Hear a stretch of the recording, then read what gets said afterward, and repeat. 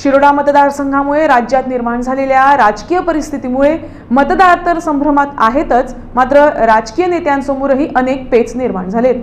आपल्या निर्णयावर ठाम असलेल्या दीपक ढवळीकर यांनी सर्वात प्रथम या मतदारसंघातून आपला उमेदवारी अर्ज सादर केल्यानंतर मंगळवारी काँग्रेसचे महादेव नाईक आणि गोवा सुरक्षा मंचचे संतोष सतरकर यांनी आपला उमेदवारी अर्ज सादर केला।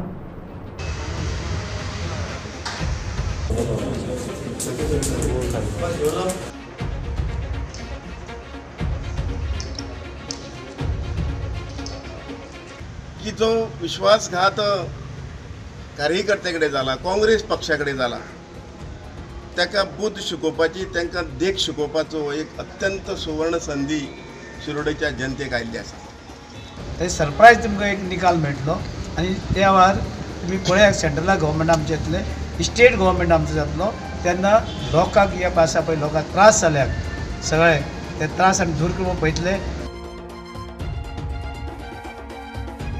आत्ता हांवें कॅन्डिडेट फॉर्म भरलेलो आसा गोवा सुरक्षा मंच ह्या पार्टीतर्फे।